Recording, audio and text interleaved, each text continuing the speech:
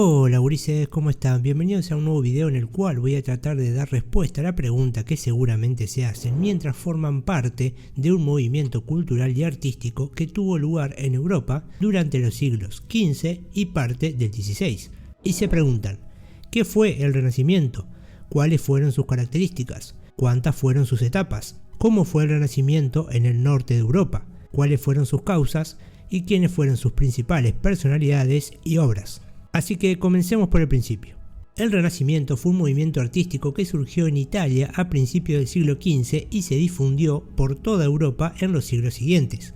Cambió el modo de concebir el arte en general y las imágenes en particular, y su influencia se extendió hasta el siglo XX. Se puede considerar al Renacimiento como la manifestación cultural del cambio en la mentalidad europea, que desde mediados del siglo XIV fue derivando en un sistema de pensamiento teocéntrico medieval que consideraba a Dios como la única fuente de conocimiento verdadero, a un antropocentrismo vinculado a la difusión del humanismo que ponía el acento en la libertad del ser humano para conocer el mundo. En ese contexto, las personas del Renacimiento se sentían más identificadas con los valores de las culturas de la antigüedad clásica, Grecia y Roma, que con los de sus antecesores directos medievales. Admiraban las producciones culturales de griegos y romanos y aspiraban a emularlas. Fueron esas personas quienes llamaron Renacimiento a su época, ya que la percibían como una recuperación de la antigüedad grecolatina. El Renacimiento tuvo un impacto muy fuerte en toda la historia del arte, ya que sentó las bases visuales que dominarían la escena hasta finales del siglo XIX y principios del XX, cuando surgieron los primeros movimientos que cuestionaron la legitimidad de los principios renacentistas como ordenadores de la producción artística. Ahora pasemos a hablar de cuáles fueron sus características. El concepto de Renacimiento abarca todas las áreas de la cultura, sin embargo suele hacer referencia más directamente a las artes plásticas. Entre sus características podemos mencionar las siguientes. A partir de la influencia del humanismo, se revalorizó el concepto de individuo. Las personas buscaron trascender personalmente, ya sea a través de sus obras, de sus hazañas o de sus aportes a su comunidad. Los artistas, productores de objetos que eran muy valorados de la sociedad, comenzaron a ser considerados genios creadores. De meros trabajadores manuales se transformaron en intelectuales que investigaban la realidad con espíritu crítico para poder representarla. Apareció un nuevo protagonista social, el mecenas. Estos eran personas adineradas que brindaban a los artistas protección y apoyo material a cambio del prestigio que esa actividad les daba.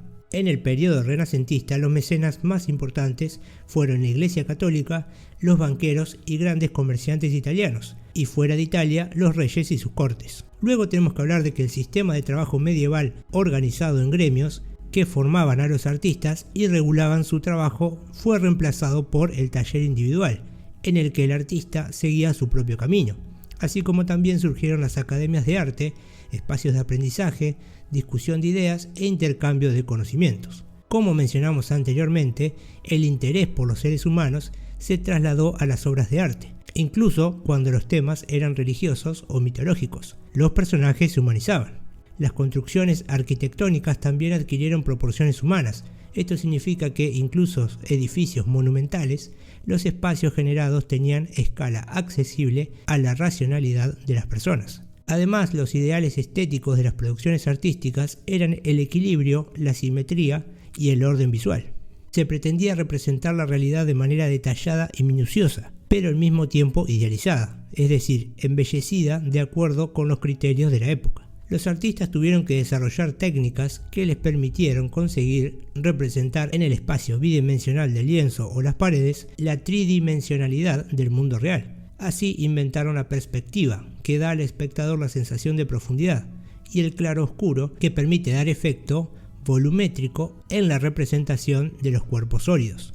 También tenemos que mencionar que tuvo un gran desarrollo el género del retrato, que había sido dejado de lado durante toda la Edad Media. Siguiendo la tradición romana, en sus inicios se realizaban de perfil, tomando como modelo las representaciones de los emperadores en las monedas y medallas, pero con el tiempo se fueron haciendo cada vez más naturales y espontáneos. En cuanto a la arquitectura, se retomó el concepto clásico de orden, un conjunto de reglas formales que relacionaban los elementos constructivos entre sí, asegurando de ese modo un resultado armónico. Se retomaron también las formas clásicas como el arco de medio punto, la bóveda de cañón corrido y la cúpula. Y por último destacar, en literatura se tomaron temas y personajes propios de la antigüedad clásica. Al mismo tiempo, las formas adquirieron tanta importancia como los temas tratados. También se emplearon géneros literarios griegos o romanos, como la poesía épica o la lírica, para tratar temas contemporáneos. Ahora pasemos a hablar de cuáles fueron las etapas dentro del Renacimiento. Se suele ubicar temporalmente el Renacimiento entre los primeros años del siglo V y mediados del XVI, aunque en algunas regiones se prolongó algunas décadas. Los investigadores del movimiento han establecido dos periodos para facilitar su estudio: el 480 o primer Renacimiento, que se sitúa entre el año 1400 y el 1480 aproximadamente, que tuvo como centro la ciudad de Florencia, donde surgió y donde se realizaron las primeras obras de arte plenamente renacentistas. Durante este periodo, filósofos, literatos, artistas y mecenas investigaron la antigüedad, tradujeron textos del griego y latín, estudiaron las proporciones de los edificios y desarrollaron técnicas novedosas como la perspectiva y el claroscuro. Entre los artistas más importantes de este periodo se pueden mencionar a Filippo Brunelleschi, Filippo Lippi y Sandro Botticelli, entre muchos otros. Y luego pasamos a hablar del Cinquecento o Alto Renacimiento. Se extendió entre 1480 y 1520 aproximadamente. Corresponde al periodo durante el cual los artistas alcanzaron los máximos logros estilísticos, y el movimiento se difundió primero por el resto de Italia y luego por Europa. Durante el Alto Renacimiento, Florencia perdió protagonismo en favor de Roma, que junto con Venecia se transformaron en los centros culturales más influyentes del continente. Los artistas más importantes del Alto Renacimiento fueron Leonardo da Vinci, Miguel Ángel y Donato Bramante, entre tantos otros. Y fue a partir de 1520 aproximadamente que el equilibrio clasista del Renacimiento comenzó a ser dejado de lado, dando lugar al manierismo, aunque durante mucho tiempo fue visto como una manifestación de la decadencia del Renacimiento. En la actualidad se considera un estilo en sí mismo.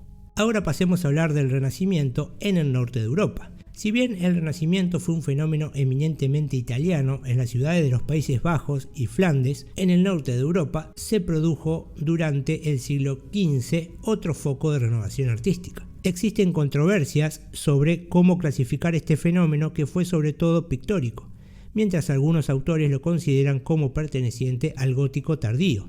Otros la asocian más a los principios de la Edad Moderna, encarnados en el Renacimiento, que a los medievales. Algunas de sus características son las siguientes: no tomó los valores estéticos ni filosóficos de la antigüedad clásica. A diferencia de Italia, las ciudades del norte como Amberes, Ámsterdam, Gante, Brujas, entre otros, donde se produjeron las primeras manifestaciones, no existían las ruinas romanas ni había vestigios del mundo clásico que los artistas pudieron tomar como modelo. Los antecedentes visuales de estos artistas fueron las miniaturas que iluminaban los manuscritos medievales, caracterizadas por su colorido, su detalle y su minuciosidad. Esa necesidad de tener mucho control sobre la pintura los habría llevado a inventar el óleo, un material muy versátil que sobre finales del siglo XV pasaría a Italia. Los artistas se interesaron mucho por su propia cotidianeidad y por representar la realidad de la manera más fiel posible, aunque no aplicaron principios científicos como la perspectiva matemática, sino que construyeron la profundidad visual en los cuadros copiando lo que veían. No tuvo demasiada influencia en la arquitectura ni en la realización de monumentos.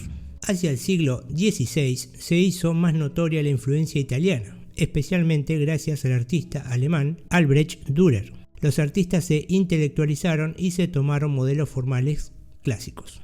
Entre los artistas más representativos se puede mencionar a Robert Campin o Hieronymus Bosch, entre otros. Ahora bien, pasemos a hablar de cuáles fueron las causas. Durante varios siglos los investigadores se han preguntado cuál fue la causa del surgimiento de un movimiento tan revolucionario como el Renacimiento, sin encontrar una explicación directa. Seguramente fue una combinación de diversos hechos y procesos. Algunos de ellos fueron la expansión del comercio a partir del siglo XIII, que favoreció el desarrollo urbano y el surgimiento de una rica burguesía comercial, financiera e industrial, muy interesada en la adquisición de conocimientos y en el consumo de obras de arte. Luego tenemos el desarrollo de las universidades, que estimularon la recuperación del pensamiento grecolatino y la difusión del humanismo, la invención de la imprenta que facilitó la difusión de las ideas humanistas, la prosperidad de las ciudades italianas que se manifestó en la disponibilidad de recursos para construir nuevos edificios públicos y monumentos, y por último destacar la caída del Imperio bizantino en poder del Imperio otomano. Con la toma de la ciudad de Constantinopla, muchos sabios escaparon hacia Occidente llevando con ellos libros, nuevas ideas y la tradición filosófica griega. Ahora pasemos a hablar de algunas de las principales personalidades. Entre los protagonistas del Renacimiento se destacaron numerosas personalidades. Entre ellas nos encontramos con Filippo Brunelleschi, arquitecto florentino, y se lo considera el inventor de la perspectiva matemática. Lorenzo de Médicis, político, comerciante, poeta y banquero florentino, fue uno de los mayores mecenas del Renacimiento italiano. Leonardo da Vinci, pintor, arquitecto, escultor, ingeniero e inventor, sintetiza en su figura lo que se considera el espíritu renacentista, es decir, la persona ávida de conocimientos y diestra en numerosas disciplinas. Nicolás Maquiavelo fue un político, diplomático, filósofo y escritor florentino extremadamente influyente en la concepción política de la época.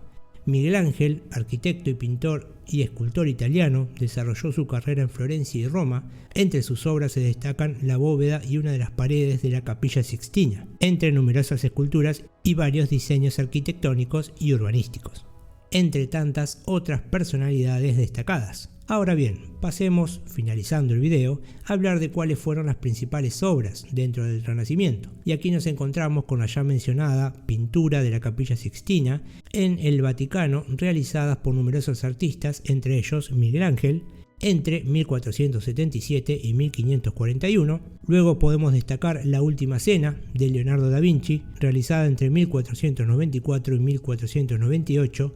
Y por último destacar Al David de Miguel Ángel, que fue realizada entre 1501 y 1504. Bien, hasta acá el video de hoy, espero que les haya parecido interesante o les haya sido de utilidad. Si es así, los invito a que le den me gusta al video, a que se suscriban al canal y, como ya saben, hasta otro dato de color.